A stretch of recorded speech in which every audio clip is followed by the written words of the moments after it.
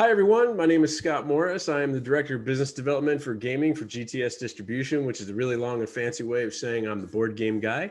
I am here with a very good friend of mine, Tim Korkluski, who is the sales manager, destroyer of dreams, but bringer of fun from Cryptozoic Entertainment. We're going to be talking about a lot of different things from Cryptozoic. I'm sure almost everyone watching is very familiar with Cryptozoic, but we'll talk a little bit about the company and talk a little bit about the brands. A couple of things we'll kind of throw in anecdotally here and there to kind of add some flavor to the discussion. But this is actually going to be a discussion about one of my favorite games of all time, which ironically, when I first played it, I didn't like it.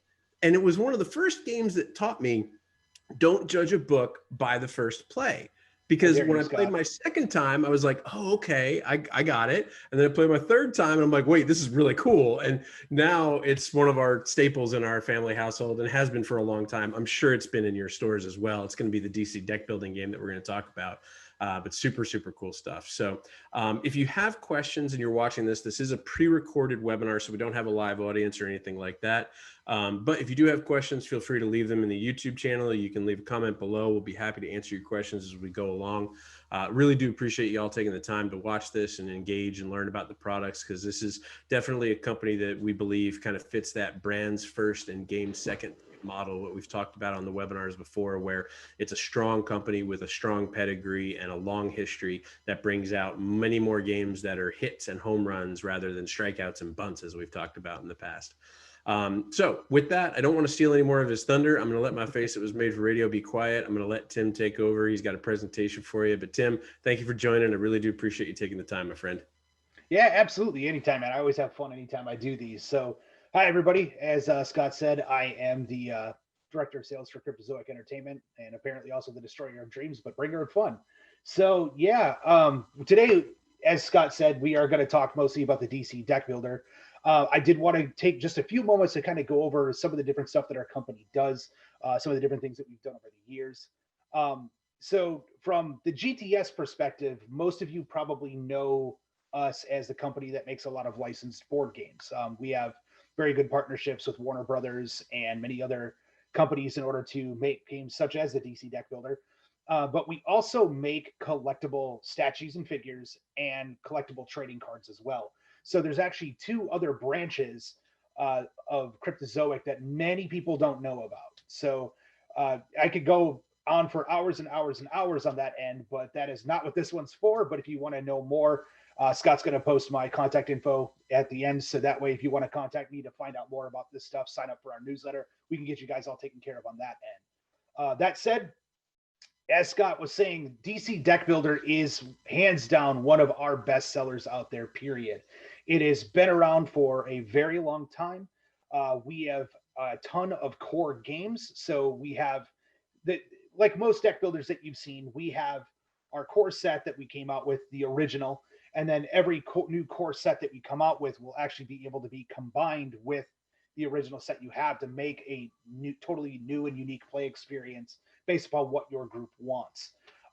We've also taken the DC Deck Builder range and we have stretched it much farther than what you're used to seeing with most games, coming up with some new modes and different packs. We have our crossover packs, which I'll touch on here in just a little bit when I start my presentation, and also two-player modes such as Rivals. So yeah, Funny you bring that up, because thinking about it, there are a boatload of deck building games yes, on the market, but there are very few that have been around for as long as DC deck building game has, and as consistently successful as DC has. If I think about it, like I would put DC in that triad of like Ascension and Dominion and DC deck building game. I mean, those yeah, three have been predominantly top of the chain for not just when they launch, but continuously bringing new product, continuously updating the product. You just mentioned the Rival set.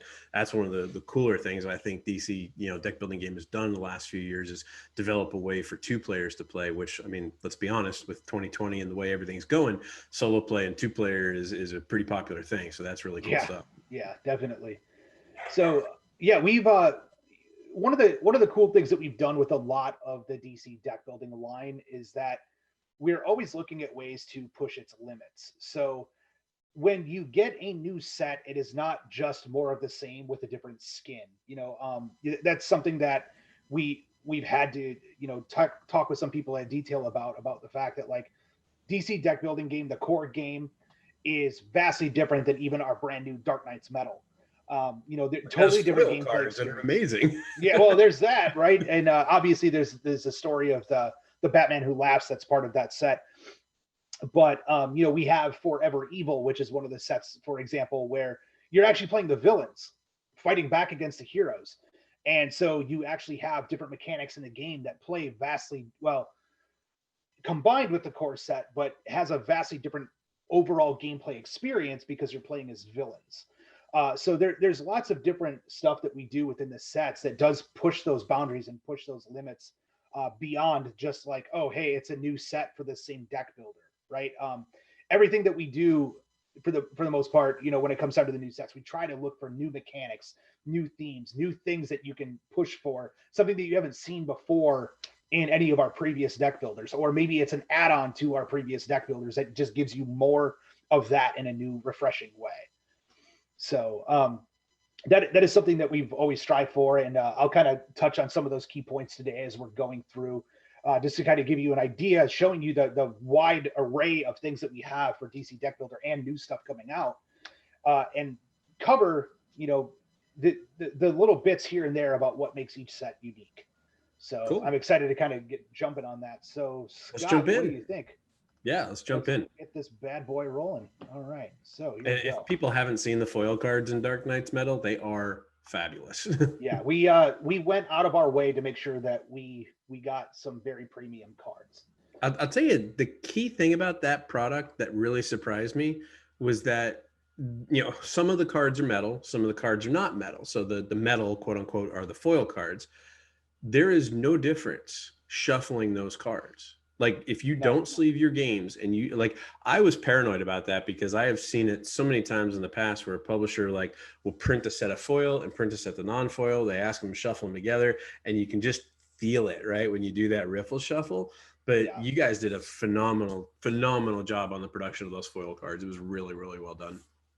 Yeah. So it was, I know it took us a while to get the foil to where we wanted it, to where you got, again, being a deck builder, you don't want to know just by feeling of card what card you have coming up if it's got the metal on it.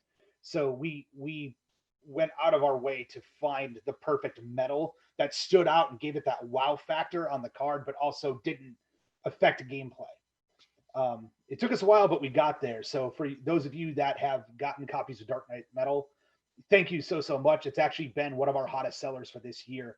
I actually just ran numbers on it yesterday. So for a quick note for everybody who's listening, just to kind of understand how well that's gone. It came out in August. We've sold almost 8,000 units to date, even with everything going on in the world. That's phenomenal. So yeah, so kind of getting back to the slide here, as you guys can see, we've been in business now for 10 years. This is actually our 10th year anniversary as Cryptozoic Entertainment. And that figure that you see on the right there is Bob. That is our mascot, and part of this is also one of our Cryptkins collection, which is one of our collectibles. So again, if you want to know more, ask me about it via email after the seminar is done. And let's see here. It looks like we got to switch over to this real quick here. All right. So yes, we are covering all things DC Deck Builder today. So I'm presenting to everybody here that maybe doesn't sell comic books, but this is DC's new logo. So I like to put that out there to show it's like, hey, we're about to get a fresh new look to a lot of things. And this is actually going to be the new logo that you see on all of our reprints for the games coming out. So as we were just talking about, Dark Knights Metal was actually our newest DC deck builder game that came out this year in August. So it's been out, been doing phenomenal. It keeps it at the same price point that we've had with the other DC deck builders. So $40 MSRP, standard case quantity if you're ordering a case is a 6. But yeah, this one is been one of our hottest sellers. People really loved this storyline of Dark Knights Metal dealing with the Batman Who Laughs. And, just it definitely adds new flavors to the overall feel of the DC deck builders, right? This one definitely takes on a bit more of a darker tone. So to kind of show you everything that we've done with the DC deck builders, these are all 7 of the core games that we have out currently. So starting at top left and moving around to bottom right, obviously it started with DC deck building game. That is the original set. That's the one that kicked it all off. DC Deck Building Heroes Unite actually brought brand new heroes into the mix, added in new villains, new cards, and really created new combinations and ways of putting in some of the newer and classic Justice League into the core set in order to play.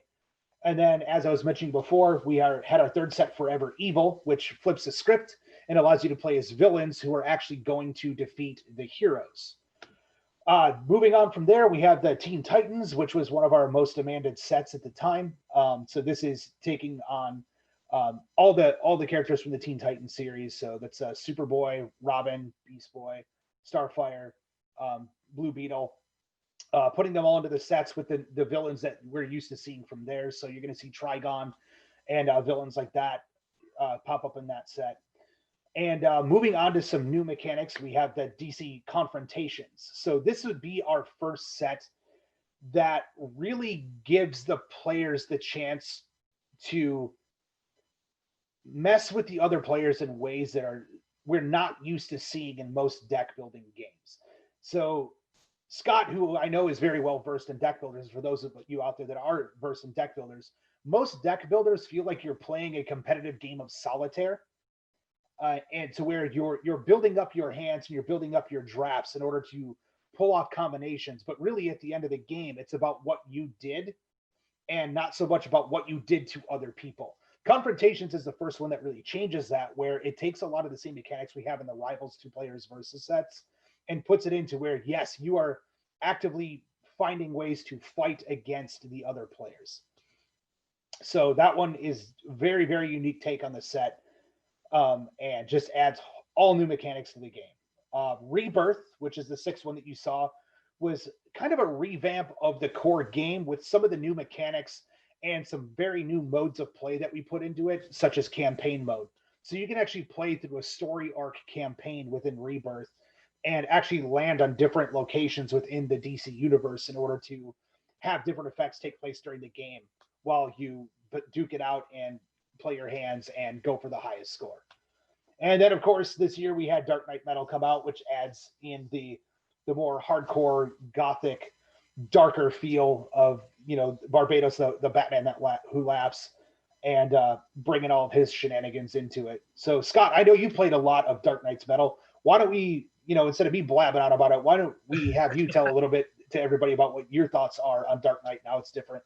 Yeah, so the first thing I was going to point out is that there's really no you have to start here starting point with this game. And that's one of the things that I think, for me, introducing it to other people when I've played with them has been one of the biggest selling points, right? You could completely start with Forever Evil if you want and play with the villains. You could start with Rebirth and get that more adventurous feel to it. You could start with Confrontations and get the mono feel of it. And I think that's a big thing, right? Because all of this stuff is interminglable, right? I actually, personally, I own that big giant box, the kind of consolidator box that Cryptozoic makes that everything fits into. And it's pretty heavy. I could probably curl it and work out with it. And it would be pretty fun. But there really is no I have to start with the DC base game. I could start with Heroes Unite or anything. And I think that's fun because from a consumer standpoint, while I love comic books, I don't love every comic book.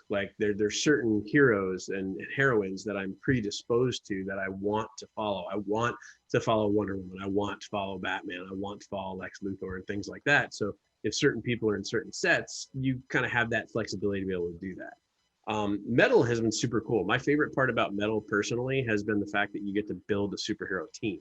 That you're going into this game where the Batman who laughs has captured people. And as you rescue them, you could start with Batman, or you could start with Superman and then rescue Batman.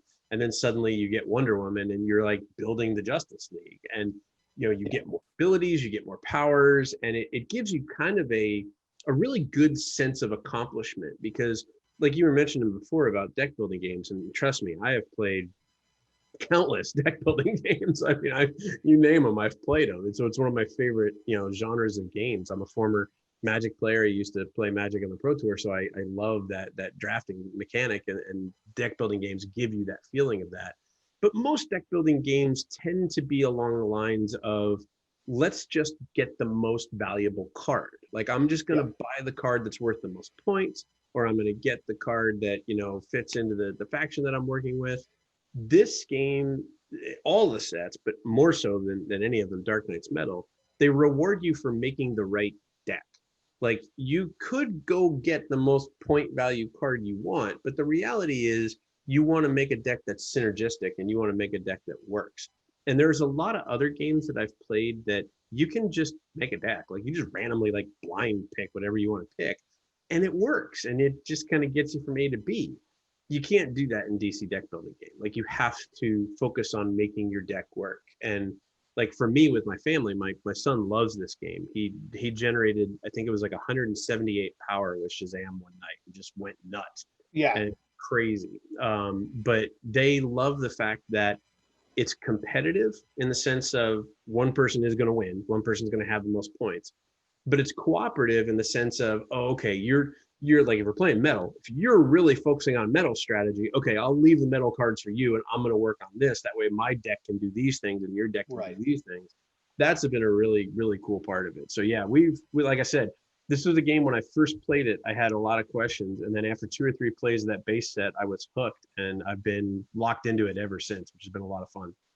Yeah, it's definitely one of my favorite deck builders as well. So one of the things, since you were mentioning co-op mode, oh, hang on a second there. Well, hey, what are you doing? There we go. All right, so hey, stop it. All right, here we go. So the Crisis expansion. So this actually introduces what's called impossible mode. So this creates harder enemies to defeat. This actually encourages more of a co-op gameplay because otherwise, if you're not like, it doesn't matter which set you choose. Each set again is vastly different, but if you are playing in that impossible mode and you are not cooperating with the other players to get ahead, there's just no way you're winning. They will destroy you every time. Every new set comes with dozens of new cards. It comes with brand new superheroes that are, of course, used in the Crisis decks and are added into the other decks. So that way, if you want to have the special hero cards from here and play in Dark Knight's Metal, play in Confrontations, play in the core DC deck builder, play in Forever Evil, you can actually put them in there. So these are compatible with all core sets. So this will allow you to have much more challenging ways to play the games as is. So, taking, for example, Crisis Expansion 2 and throwing that in with Dark Knight Metal, you are going to have a very nasty uphill battle. Very nasty uphill battle. But if you're experienced with deck builders and you really want an ultimate challenge, that is definitely something that I recommend. So I know that a lot of people out there that go, oh man, these are too many products to carry in store. But when you look at the customization that we have within the different DC deck building lines, you start to see the vast combinations that people can try. Yeah, and I mean, if you can compare it to others, I mean, there's a lot of long time, things like some of the other games that we've mentioned that have just as many expansions, right? And I think that there's a much different take from a consumer standpoint if they walk in and they see a bunch of boxes that has a brand that they don't know, that they've never heard of, or some obscure anime they may not know of, versus something like DC Comics, right? I mean, I don't think there's anyone that's going to walk into a hobby store that does not know of DC Comics. So at least in some form or fashion, right? Like, honestly, in this day and age, if somebody told me I didn't know who Batman was, I'd probably have my head explode, but that's a whole other story. So, and then moving on, we also have our crossover packs. So the crossover packs have different takes on different universes that DC has done throughout the years. So as you see in there, we have, the Justice Society of America. So that is featuring a lot of the artwork of Alex Ross, who is hands down one of the greatest artists that DC's ever had work on their stuff. Goes back to that very classic high-end painted artwork style. So you're going to see Alex Ross's influence on all of those cards. And again, all of these sets are going to introduce in some shape or form new characters to use as your characters during game. New villains to fight, adds brand new cards to the decks, be it equipment or powers or locations, or even like some of the smaller time villains that you can beat up and add to your decks throughout the time of play. So each set has that feel from the different comic books or animated series, in the case of Batman Ninja, that really puts forth like the feeling of what that comic arc was. So or TV show arc or whatever that may be. So you're getting that overall DC experience with these sets, as well as adding brand new gameplay modes in. So for Justice Society, or but I should say, new characters, new cards, and new concepts. So Justice Society of America, again, a lot of Alex Ross art. You're getting new characters in there, new cards. Same thing, like even the Watchmen. You're getting all the key characters from Watchmen in there, as well as villains. The Rogues actually gives you villains to play as heroes within that set. The Birds of Prey, again, very similar to the Birds of Prey storyline. New Gods is featuring a lot of the heroes from that arc. And then for those of you that saw the animated Batman Ninja, which was basically an anime take on the storyline of Batman, where they take it to feudal Japan, where he is actually a ninja. You're going to see a lot of that in that set. And this just adds new cool ways of playing some of the same heroes in the other sets, as well as just adding brand new challenges to any set that you add them to. So the great thing with combining, if you end up getting everything with these sets, the world is your oyster, right? At that point, you start to learn the core mechanics behind each of the sets and kind of what each set does the best of. And you can start combining pieces from the different sets in order to make the ultimate play experience that you want. Yeah, there is no lack of replayability. Yeah. I mean, honestly, even with just a single set, there is no lack of replayability. But when you start to add in the specific things you like I'm a huge Batman fan, so Batman Ninja was a big one. Watchmen also was a big one, and it's cool because you get to intermingle characters that honestly may never ever appear together in comic books because of the different genres and different time frames and different universes and different earths and all those different things. But it gives you some really, really cool flexibility. And for me, like, that's one of my favorite parts about introducing this game to new players is, who's your favorite hero or who's your favorite villain? Like, they're probably in the game. Right. So, yeah. and if you're someone like me who has everything, it's a really easy way to introduce people. But even if you're just a retailer and you are stocking, at least one or two of each of these products, if somebody walks in and says, "Oh, I'm a big fan of Superboy," oh, cool, come over here and let's look at Legion, right? There's all these things that you can do, which is really cool. Yeah, and so between Legion and Teen Titans, boom, you've got your Superboy fix taken care of, done.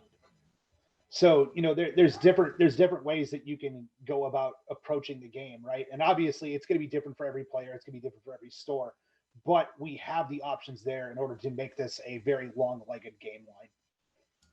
The other thing that's kind of cool is that, like you have these products that are the peggable products, right? Yeah. Then you've got the products like the Crisis expansions that we showed that were a little bit bigger than these, that are more, sit on a shelf. And then you've got the kind of traditional portrait style of the base games. These, when they're merchandised together, these look fabulous. I mean, they look really, really good. Whether you're facing them out or whether you're spinding them, you can see there that most of the base games have those kind of like that white under fine kind of fade and everything, which in a way sets Rebirth and Dark Knight's Metal apart, which is really good because they are a different type of experience than just the base deck building game. But merchandising wise, man, these look really, really good together when they're all in the same area. Yeah. 100%. And it's something that, like, we've always focused on, is make sure that our trade dress is spot on for what we want the product to convey, regardless if it's facing out or spined, right? So we wanted to make sure that there were different ways for people to present it in a way that looks pretty, regardless how you put it up there. Obviously, that's harder with some of the crossover Crisis expansions because they are much smaller and they're meant to be peggable. So it's a little hard to spine those unless you have like full on solid bottom shelves, which I have seen people do. These don't take up a lot of room, which is nice. They don't. And then moving on, for those that want that two-player experience, right now we have two versions of Rivals. We have Batman versus Joker, and we have Green Lantern versus Sinestro. So these sets are very much designed to be a two-player experience. You can add them into the other sets. Just know that there is a little bit more work that goes into it because there are certain mechanics that work best as in the Rivals sets. Doesn't mean that they're not compatible with the other ones. It just, you'll have to kind of do it a little bit more step by step than just going, oh, I want to add these 4 villains and add this and this and this and good to go, right? So there's going to be a couple extra things that you need to focus on in order to add those to the other sets, but it can be done. These are great for those like lunchtime battles, right? Yeah, I exactly. have friends of mine that will get together for a quick lunch together. Even amid COVID, we'll try and find a way to, eat outside or anything like that. And these are so small and they're easy to throw in a backpack and easy to take with you. And it's a really quick and easy way to get the fix in. Yeah. And not only that, but for stores for impulse buys, they're $20, right? Like you Yep. get a ton of cards and great games for $20. And Yeah. the cool thing with the rivals too is if you want, you can actually have Green Lantern fight Batman, Joker fight Sinestro, or Yes. swap it out there. Yeah, and at $20 to most gamers is like bottled water, right? Yeah, exactly. Their whole thing is they know they're going to spend $20 if they were to go out, even prior to COVID or anything like that. But Yeah. we're kind of hitting that time frame right now where we've got the holiday purchases that are impulse buys. We've got people looking for two-player games to play with their spouses or their partners, or just solo games, right? Obviously, these are meant for two players, but you can play the base DC deck building game as solo as well. So Yes. there's a lot of options there, and it's really good timing for it. Yeah. Yeah, and again, like the great thing with all of these sets is they're so customizable that you can really create the experience that you want.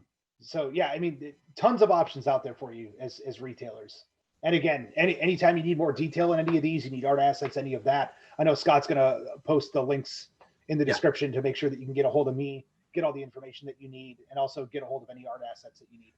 So there are a couple of things I'd like to point out for the retailers, just so they know about it from an Yeah, operational yeah, standpoint. So Cryptozoic has been one of our best and long-standing partners for a very long time, and our goal is to keep all of these products in stock at the main three gaming warehouses, which is Linwood, Washington, St. Louis, Missouri, and Jacksonville, Florida.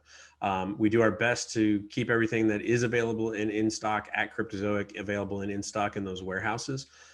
These do move fast though. I mean, just, give you an idea is, we have pretty much like every 3 to 4 weeks, we're getting POs of these and moving them around.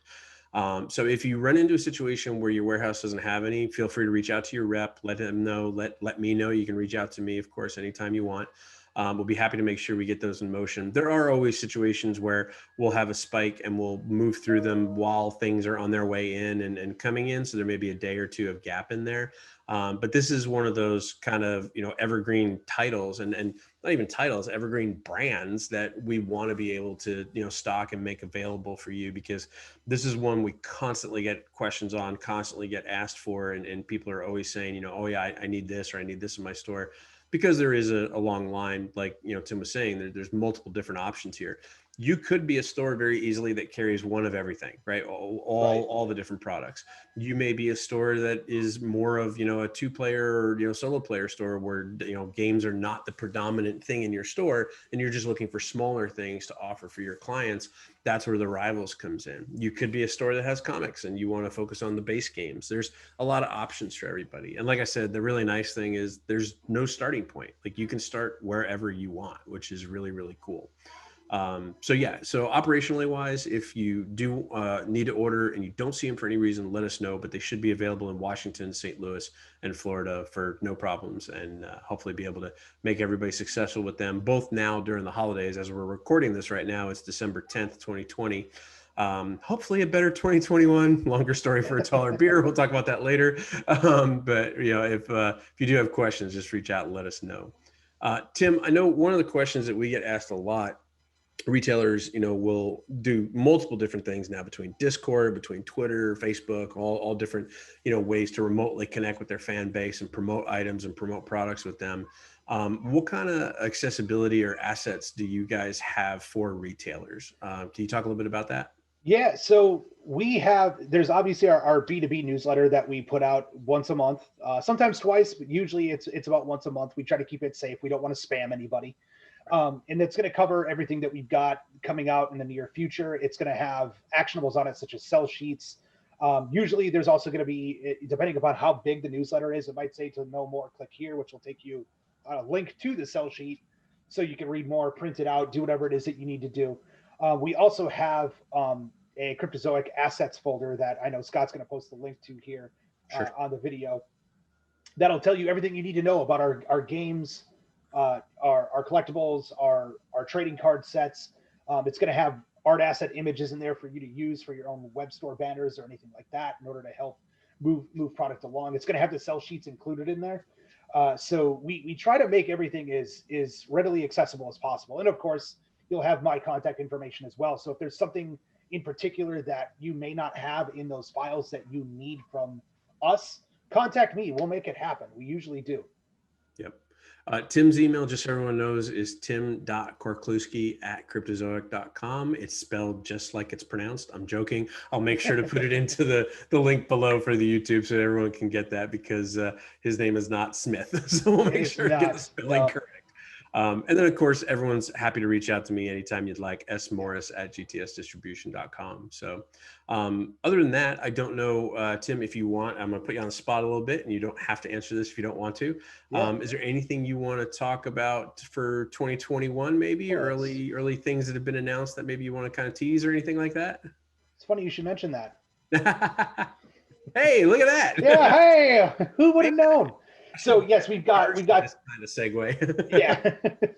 So we do have 3 titles that we're working on for 2021. Again, price is pending on some of these. We know that, like DC Rivals Reverse Flash, that'll be $19.99. The Rebirth expansion for Suicide Squad, that one might get squeaked around because we also have a Bombshells that unfortunately I didn't have time to get the assets up for you guys. But the DC Bombshells line, which is a comic line that they did that kind of focused on doing the DC cast and more of like that kind of 1950s and 60s pin, or even earlier pinup style artwork. So we're actually going to have one of our expansion packs be Bombshells. That one again is going to be about the size of the other crossover packs. Rivals 3, Flash versus Reverse Flash, will be the next Rivals set that we have coming out. That's actually going to have some cool new mechanics that I can't quite talk about yet because we're still tweaking them in the background, but of course it's going to have something to do with the Speed Force. Suicide Squad is exactly what you think it is going to be with the Suicide Squad. You're going to be playing as the villains and doing everything you can in order to stop the villains and not get exploded. And then, of course, our new core set for next year, which is we're shooting for Q3 on that one, is Injustice. So it's based upon the Injustice storyline. And for those of you that are not familiar with the Injustice storyline, it's very much a what-if story. If Superman decided to kill Joker, like finally had enough, did him in, and what that's going to do to Superman's, quote unquote, Boy Scout psyche, and where he takes things from there. So for those of you that are familiar with the comic book, it basically becomes the Justice League becomes split. There's the insurgency and the regime. They end up fighting against each other pretty hardcore. The regime is basically Superman, Wonder Woman. I'm forgetting a few of the others, but they basically decide it's like, no, they kind of realize after that they've had enough of the villainous mentality. So they become the New World Order. They become the Empire, if you will.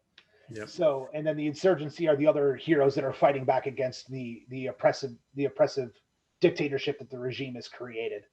So, all of these are available for pre-order right now. They're in our system. So if you want to get pre-orders in for these, I would definitely recommend to do that. I know Rebirth is one that we constantly get asked questions. Is there going to be an expansion? Yes. Is there going to be new things coming? So Suicide Squad is perfectly timed with a lot of the media stuff that's going to be happening with, 2021 with that product and everything. I'm a huge Barry Allen fan. So Flash versus Reverse Flash is going to be super, super cool. And of course, Flash on TV has been very popular. So that's going to be an easy one to go with. And Injustice, of course, got made into a video game. So, I mean, that's got a huge backstory just aside from the comics itself, which is awesome. So that's really good stuff. And I think, this kind of speaks to a little bit about what you and I have talked about, Tim, on the side, is that, the core games like this, the real true evergreen games, do best when they do kind of one thing and do it right. They know where their avenue is. And you guys are, expanding on this 2-player version with Rivals, which is great. You've got the base game, which you're giving more of with Injustice. And then you've got this more adventurous type movement around a board kind of system almost with Rebirth. So you've got these like 3 different avenues for players to go down, and you're just providing not just more stuff, but new ways to play within those avenues and in those swim lanes, which is really cool. Yeah. So, and if any of you are out there, and I always like to make this this comparison, but if any of you out there are Dark Souls fans or Demon Souls fans and just absolutely enjoy getting killed over and over and over again until you figure it out, definitely add the Crisis expansions into your collections. Like that's They say I am a impossible hardcore mode. guy. They are possible. They're just hard. Yeah, they're very, very hard. Like Yeah. it's not like, oh yeah, well, I've got this hand and I can just sleepwalk my way through. You can't do that in those sets. You really have to focus on what you're doing in order to make sure that you succeed. So, again, kind of going back to that, like every set has its own unique feel and flavor. So, for example, one thing that I'll kind of hint at with Injustice is because of the fact that the heroes are actively fighting against one another in that storyline. This is actually going to be one of the first games to where we're going to have a brawl system built into it. So you can actually knock the other players out of the game. Theoretically, right? It's no fun to have that turn where it's like, oh, hey, I was Superman, got knocked out, now I missed my turn. That's not fun. But you actually get extra scoring for actively fighting the other players and knocking them out. So, you're going to have a lot more of that feeling of like, okay, we're all trying to do the same thing. However, your method is different from mine. Therefore, we're going to scrap about it. Right. Very similar to what happened in Injustice, right? They were all still heroes in their own mind. It's just that some took it to that next level to where Batman looked at it and said, that's not cool. Well, if I can be Batman and punch Superman in the head, I'll be happy. Well, this is the set for you then. Injustice is the way to go. So yeah, we got 4 expansions planned. Unfortunately, sorry guys, I couldn't get the Bombshells one up here, but that one's going to be happening as well. But we got 4 expansions planned for 2020, or 4 new products, I should say, planned for 2021. 3 of them expansions, 1 of them a new core game. And then of course, for those of you that may have heard hints outside of DC Deck Builder, we are actually doing the Dark Knight Returns board game. So that one is in development right now. And as soon as Scott gets some more super cool info, because he got a chance to play an early version of it. Yeah, very early version, like a year ago. Yep. It was super flipping cool, though. I mean, that's easily, and in my mind, and arguably one of the most successful comics of all time. And it's a great brand. It's a great art style. The designer too. You have Daryl Andrews as one of the designers who, if people aren't familiar with him, he's the designer of Sagrada, which has been one of the most successful games of the last 5 years, an extremely popular game. So definitely a good pedigree there, both from a brand perspective and a designer perspective. Yeah, and we're super excited to bring it out. It's just, unfortunately, you have to stay tuned for that one. Yeah, so I have nothing I can show you on it right now. It's still same bat time, same bat channel, right? Exactly. That shows our age. Very much so. Very much so. Awesome. So yeah, I mean that should tell everybody everything you need to know about DC Deck Builder. In a nutshell. Obviously, I could go on and every set, but this would turn into a 4-hour experience, and I know Scott doesn't want that to happen. So. Well, it's funny you mentioned that, actually. And you kind of touched on it a little bit at the top of the discussion, but this is just one brand and one line inside of your games, and you do have several other brands and several other products that are very successful. I know we do our best to carry the trading card product that you guys produce. The toys tend to be sometimes in and out, just to be transparent. But if anyone does want anything, if anyone's looking for anything that you don't see in distribution, you can definitely obviously reach out to Tim and let him know. If there are things you want to see in distribution that you're not finding, let me know or let your reps know, and we're happy to look into that and see what is the best way to get those for you. But this is definitely, if you've been a part of these webinars for a while, that I constantly preach brands first and games second. And Cryptozoic fits that. They are a good brand, they're a strong brand, and they make great games, which is really, really good. And at the end of the day, that's what leads to success, which is good stuff. So 100%. Awesome. Well, Tim, thank you very much. I really do appreciate you taking the time to come and talk to the retailers. Again, retailers, thank you for taking the time to sit down and watch this. I hope it was helpful information. I hope that you learned a little bit more about one of the greatest games on the market. It's been out for a long time. If you do have questions, like I said, you can reach out to Tim. I'll put his email in the description below in the YouTube link, so you can reach out to him, and you can reach out to me, smorris@gtsdistribution.com. As always, if you're watching this on YouTube, please like this video, share it with your retailer friends, subscribe so you can get more notifications about future webinars. If there's people that we haven't had on a webinar you'd like us to have on, let us know. We're happy to reach out and get them involved. But we really do appreciate everyone taking the time, especially right now. If you're watching this live or within close to when we did it live, it's right here before the holidays. So everyone's time is very, very tight and very crazy.